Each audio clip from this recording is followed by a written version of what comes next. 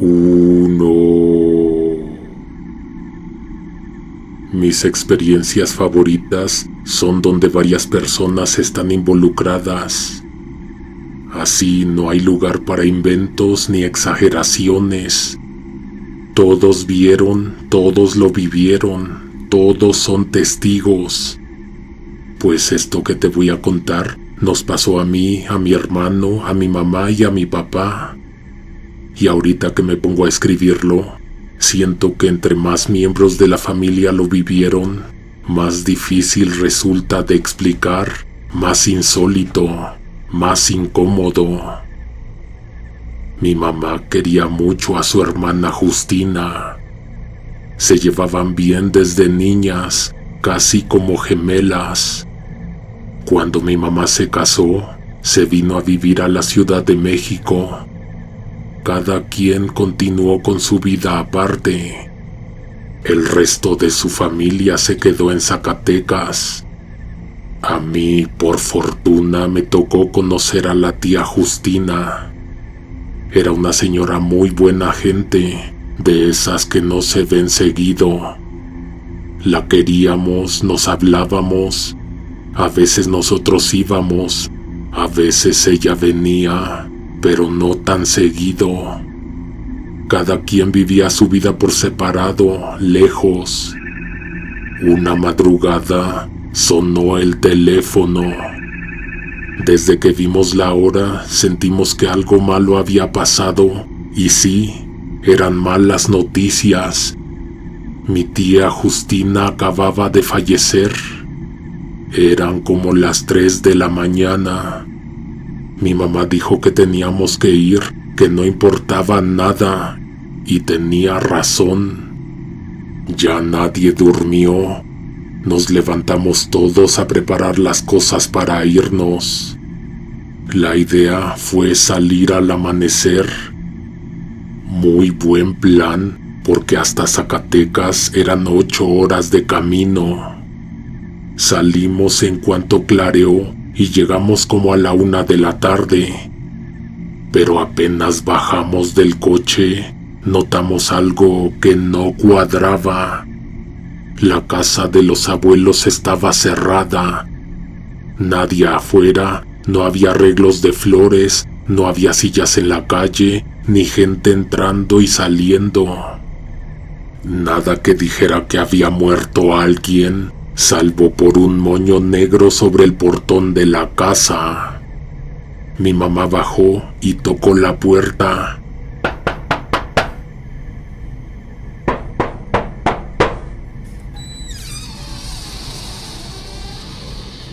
Le abrió uno de sus primos con cara de sorpresa. Le dio un abrazo y le preguntó: ¿por qué no avisaron que venían? Les hubiéramos hecho algo de comer. Mi mamá se quedó fría.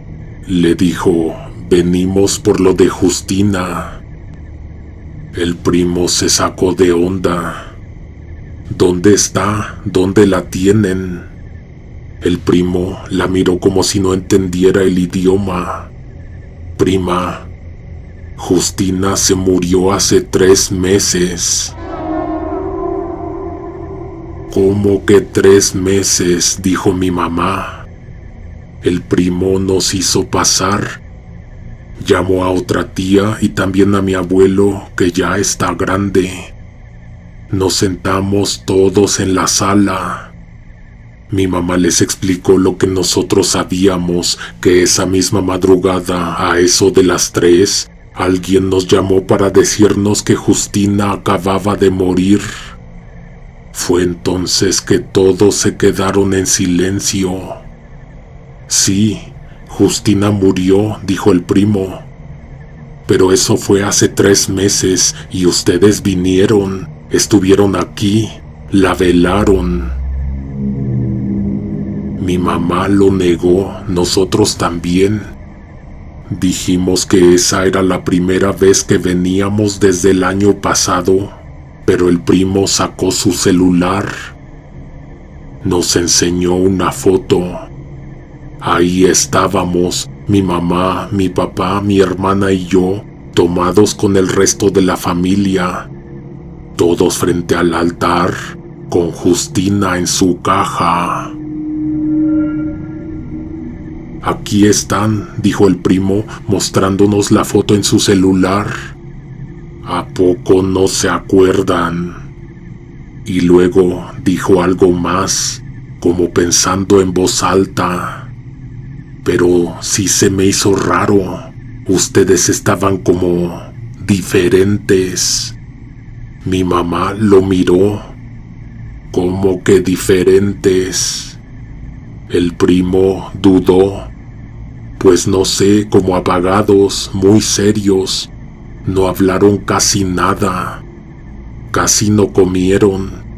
Se la pasaron parados todos en la esquina de la sala, juntos, como si no quisieran mezclarse. Hasta los niños», dijo mirándome a mí y a mi hermana, «se quedaron callados toda la noche sin decir una sola palabra.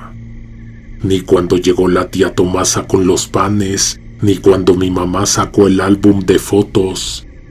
Nadie de ustedes quiso verlo». Otra tía se metió en la conversación, asintió. «Y me acuerdo que tu esposo», le dijo a mi mamá, «se la pasó viendo el retrato de Justina, fijo, como si le estuviera hablando. Hasta se me hizo escalofriante, pero no le quise decir a nadie. Tu esposo ni parpadeaba».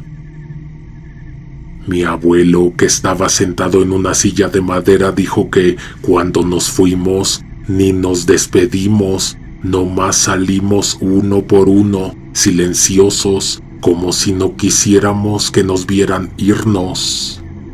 El primo hizo un gesto raro. «Es que ahora me acuerdo de que nadie vio que hubieran llegado en coche. Solo aparecieron en la casa y cuando se fueron, tampoco vimos ningún carro. Nomás se fueron de madrugada caminando por la calle empedrada. Alguien los vio desde la ventana, no voltearon, no hablaron, se fueron como sombras». Se hizo un silencio incómodo en la sala de los abuelos. Mi hermana me apretó el brazo. «No éramos nosotros», me susurró, y tenía razón. Nos parecíamos, la ropa, las caras, todo. Pero no éramos nosotros. Mi mamá nos miró y nos hizo señas de que ya no dijéramos nada, que siguiéramos la corriente, porque mi abuelo se empezaba a alterar. Dormimos esa noche en la casa, muy raro todo. En la sala, el retrato de Justina seguía ahí, con su moño negro, como si todo estuviera en orden. Y lo estaba, porque lo que decían los primos era cierto. Justina había muerto hacía meses y alguien que se parecía mucho a nosotros fue al velorio. La mañana siguiente fuimos al cementerio, dejamos flores, rezamos y nos regresamos temprano a la ciudad. Pero justo cuando íbamos subiendo al carro, el primo de mi mamá se acercó y le preguntó: «Prima, ¿y quién les avisó? ¿Quién les dijo que vinieran?». Mi mamá sacó su celular, buscó el registro de llamadas. La llamada era de Justina, de su número celular, a las 3:04 de la madrugada.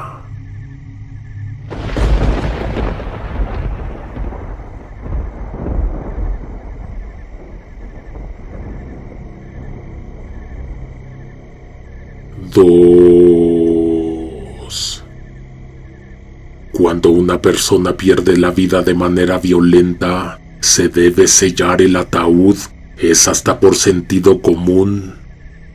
Un amigo de mi primo trabaja en una funeraria conocida.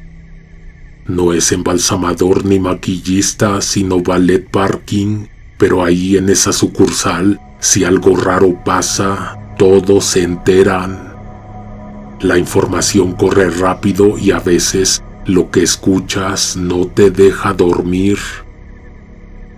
Un día recibieron un cuerpo que había quedado en muy mal estado.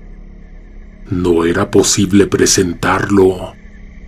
Tuvieron que envolverlo en varias bolsas negras selladas con cinta industrial y luego sellar también el ataúd para que nadie intentara abrirlo.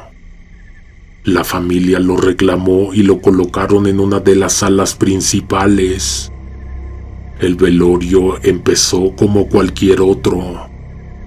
Café, pan, rezos, gente entrando y saliendo. La viuda se mantenía seria, casi sin hablar, sentada siempre del mismo lado de la caja. Pasada la medianoche, uno de los empleados pasó por la sala para revisar que todo estuviera en orden. Adentro no había absolutamente nadie, solo la viuda. Pero lo raro era que estaba de pie sobre una de las sillas, con las manos colgando a los lados, mirando fijamente hacia el techo. Sus ojos parecían seguir algo en una de las esquinas más oscuras, como si estuviera observando un punto que para nadie más existía. No dijo nada cuando él entró, ni siquiera giró la cabeza. Cerca de las 3, otro trabajador que iba a llevar café juró haber visto a un grupo de asistentes parados muy juntos, en completo silencio, todos mirando hacia la puerta de la sala sin parpadear.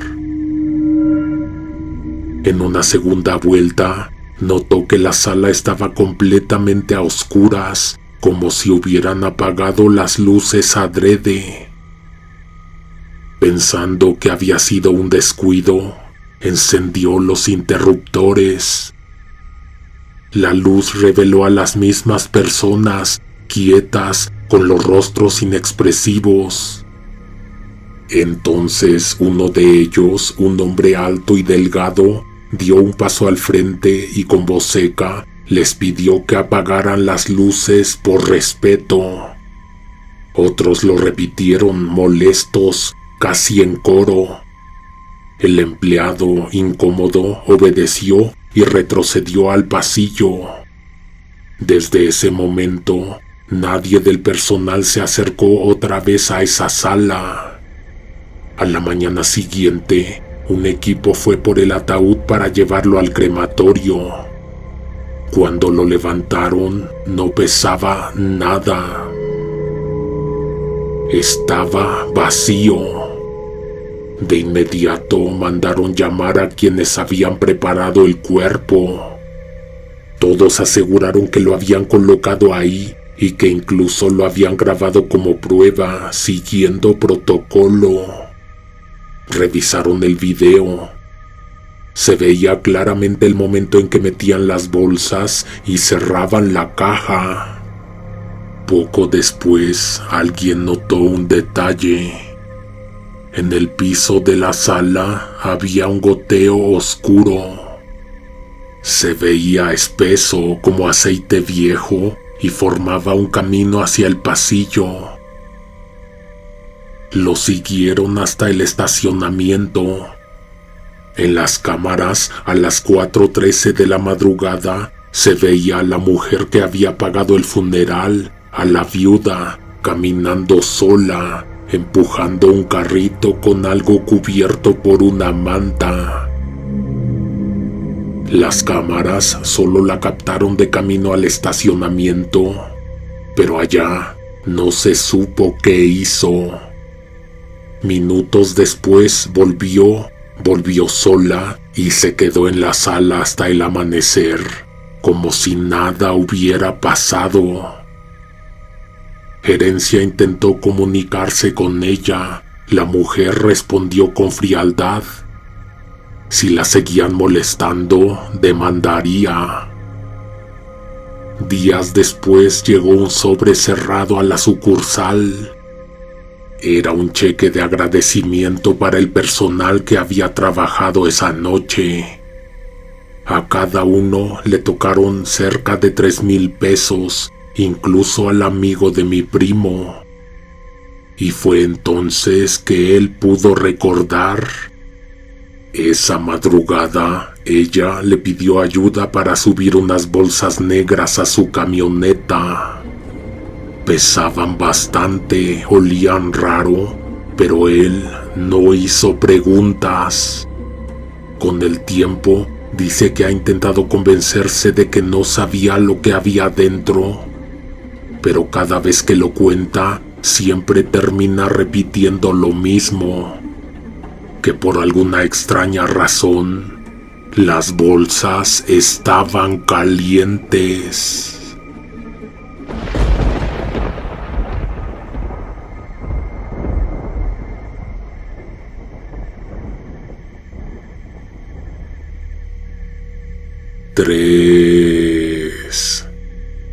Siempre se preguntan que por qué mi tía Adriana es de Oaxaca y mi mamá de la capital. La respuesta es sencilla, porque mi abuelo por donde andaba dejaba hijos. La mamá de Adriana se murió joven. La familia de ella buscó a mi abuelo para que se hiciera cargo de la niña. Mi tía creció en Iztapalapa, pero nunca dejó de hablar de su pueblo. Una vez me contó lo que pasó con su mamá. Allá en su municipio tienen la costumbre de que cuando alguien muere, no lo entierran de inmediato. Se lo quedan una semana completa para despedirse bien. Durante esos días le hacen comida, le platican. Van a verlo los que tienen algo pendiente. Es como si no lo dejaran ir sin haber cerrado todo. Según mi tía, casi siempre es algo bonito, pero con su mamá fue distinto. Para empezar, porque nunca supieron cómo se murió. Una tarde salió al monte a buscar unas gallinas que se le habían salido del corral. Se fue sola, como siempre. Se sabía los caminos de toda la vida. El caso es que no volvió. En la noche salieron con lámparas y antorchas. No la encontraron. Al día siguiente siguieron buscándola con más gente, a pie, a caballo, pero no dieron con ella. Pasaron 3 días y un jaguar, eso dijo mi tía, la trajo arrastrando hasta la puerta de su casa. Era enorme, con el cuerpo ancho y musculoso, las patas como troncos y una cabeza que parecía demasiado grande para ser real.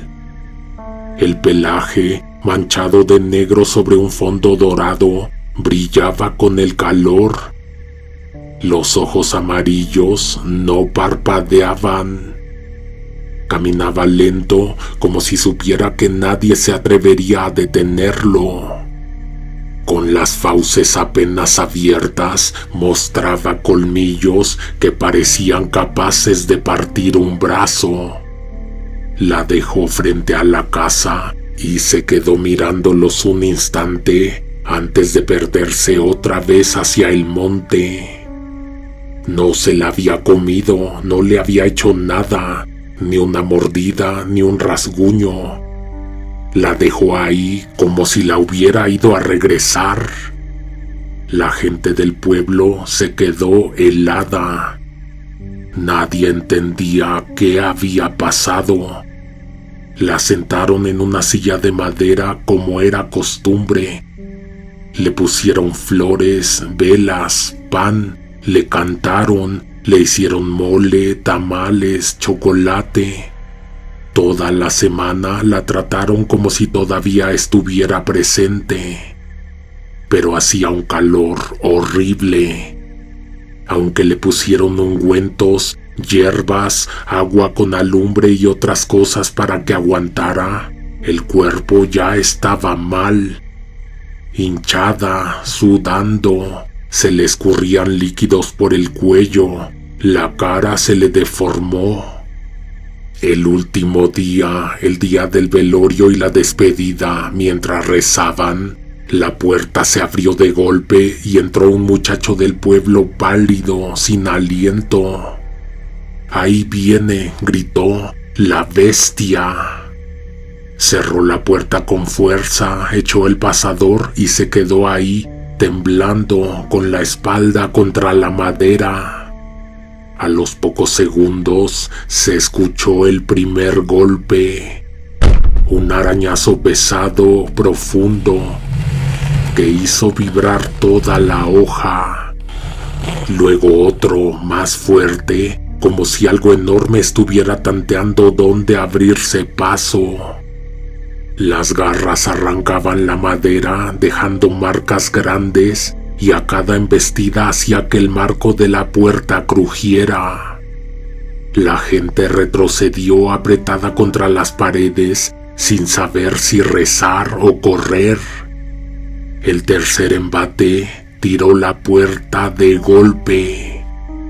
La madera cayó hacia adentro y en el marco apareció el jaguar, enorme, con el pelaje manchado y húmedo y los ojos amarillos fijos en el cuerpo sentado. Respiraba fuerte, como si acabara de correr desde el monte, y el sonido llenaba toda la habitación. Avanzó pesado, lento, clavando las garras en el piso. Nadie se movió. Llegó hasta la mujer, la olió un instante y con un tirón brutal le atrapó las piernas. La silla se volcó, golpeó el suelo y el cuerpo fue arrastrado con tal fuerza que derribó flores, velas y parte del altar. En segundos, el jaguar cruzó la puerta rota y se perdió afuera, dejando un silencio que duró varios minutos. Y así, la mamá de mi tía Adriana desapareció para siempre. Los viejos del pueblo decían que aquella mujer se había enamorado de un brujo. Mi tía se regresó a Oaxaca hace como 6 años. Dice que ya no aguantaba la ciudad, que necesitaba estar cerca de sus muertos. Se fue sola, compró una casita cerca del monte, ni muy lejos del pueblo ni tan cerca de la gente. A veces llama. Mi mamá dice que se le oye la voz rara, como bajita, como si hablara desde muy lejos. ¿Sabes por qué me acuerdo mucho de esta historia? Porque mi mamá, cuando era niña, justo cuando se murió la mamá de Adriana y la llevaron a vivir con ellos, decía que en las noches se escuchaba que algo arañaba la puerta de la recámara. Dice que era como si un animal quisiera entrar, pero no rascaba como un perro. No era desesperado, era lento, constante, siempre a la misma hora. Nunca vieron nada, pero hasta el día de hoy, mi mamá siempre dice que la gente de los pueblos es diferente, como que están hechos de otra cosa.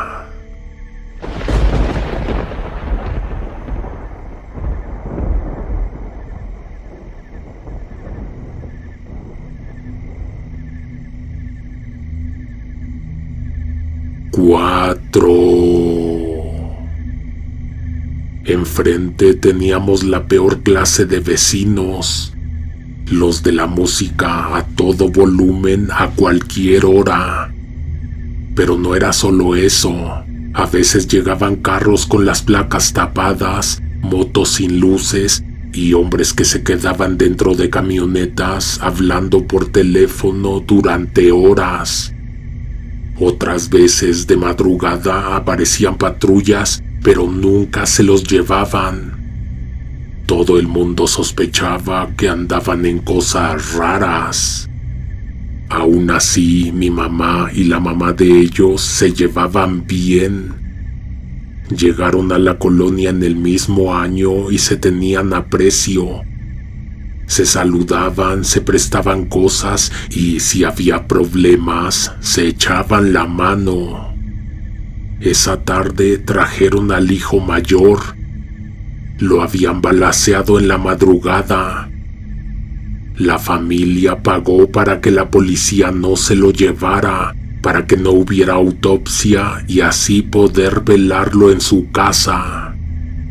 Por la amistad que mi mamá tenía con esa gente, tuvimos que presentarnos al velorio.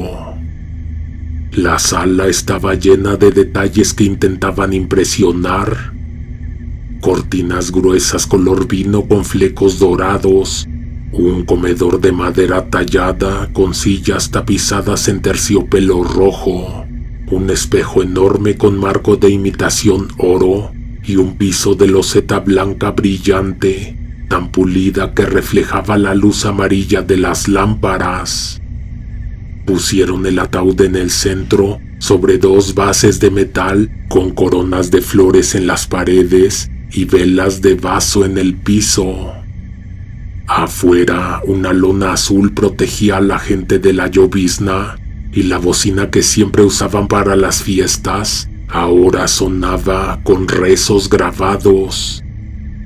Ya había bastante gente, vecinos, primos, curiosos. Algunos sentados en las sillas de plástico, otros entrando y saliendo con café en vasos de unicel. Todo parecía normal, hasta que algo cambió. Primero fue un olor raro, como de carne echada a perder, mezclado con humedad. Al principio todos pensaron que venía de la basura o de algún trapo mojado, pero una mujer dijo en voz alta: «No, es el cuerpo». La frase hizo que varias cabezas se giraran hacia el ataúd. Poco a poco la gente se empezó a acercar, con las manos sobre la nariz y la boca, inclinándose para ver mejor.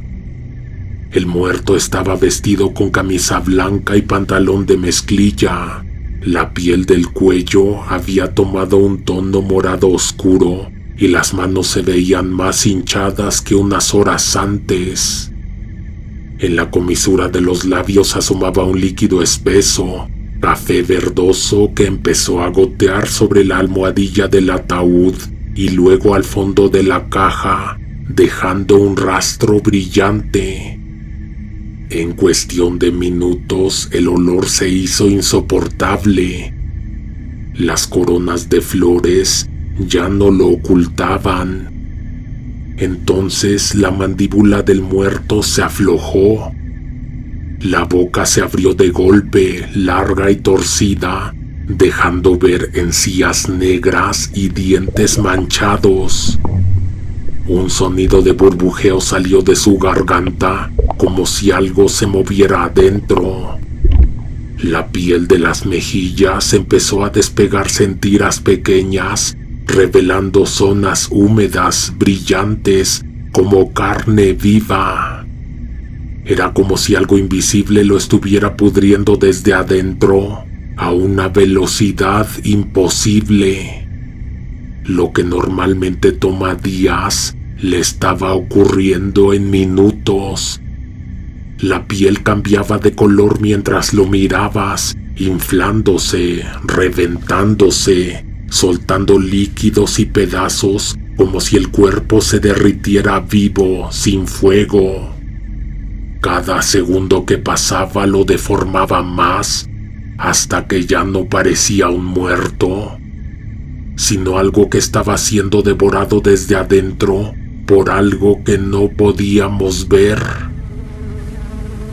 Las moscas aparecieron de pronto, zumbando sobre la cara y las manos. La gente retrocedió, pero nadie dejó de mirar. Y justo antes de que taparan la caja, el muerto se movió.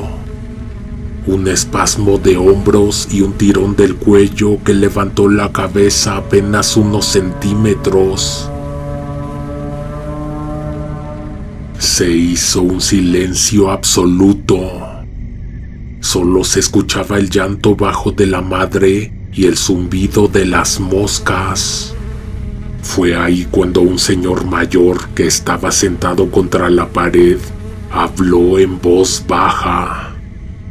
Eso pasa cuando alguien tiene un pacto. El día en que se muere, su alma se vuelve nada. No va ni al cielo ni al infierno. Se lo lleva algo peor. Nadie contestó. Todos se quedaron mirando al muerto, como esperando que se moviera otra vez. Lo que pasó después fue rápido y asqueroso. A los pocos minutos de que movió la cabeza, el cuerpo empezó a inflarse como si algo hirviera adentro. La piel del abdomen se tensó y de pronto un chasquido húmedo rompió el silencio. Fue como si el aire caliente y la presión interna lo hubieran reventado desde adentro. El olor se volvió insoportable. Ya no era el hedor a carne echada a perder, era más fuerte, más químico, como si alguien hubiera abierto un tambo de basura fermentada bajo el sol. El líquido que había empezado a gotear por la boca se volvió una corriente. Salía en chorros por la nariz, por las orejas, escurriendo hacia las almohadillas y manchando la madera clara del ataúd.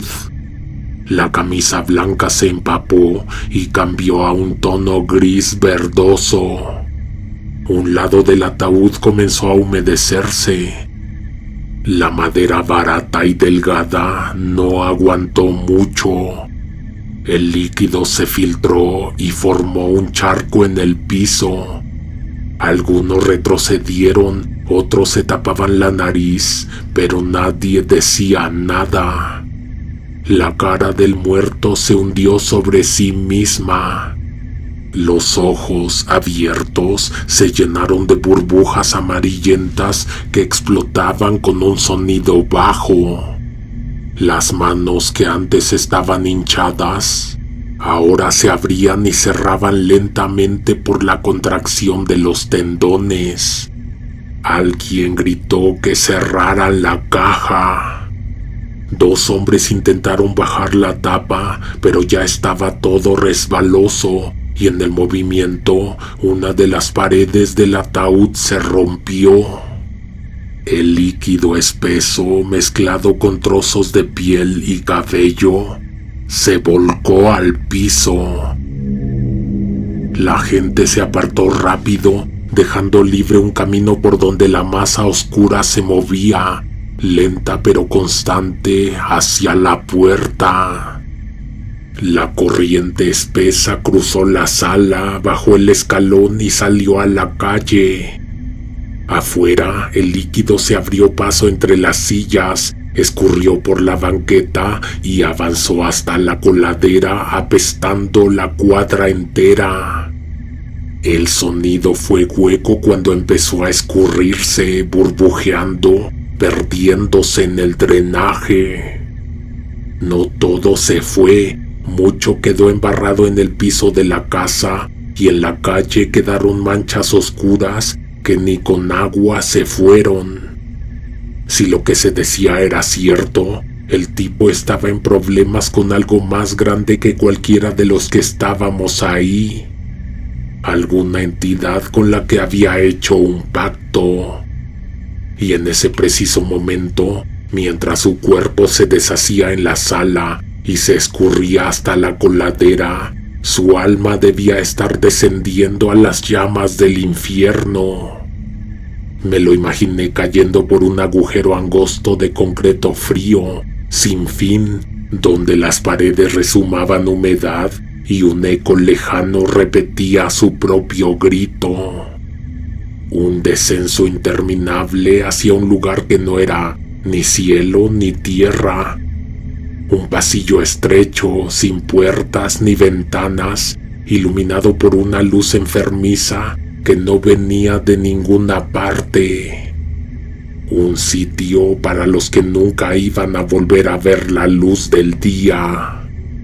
Mi mamá me mandó a la casa, pero me quedé asomado por la ventana, viendo a los perros de la calle lamer lo que quedó en el pavimento.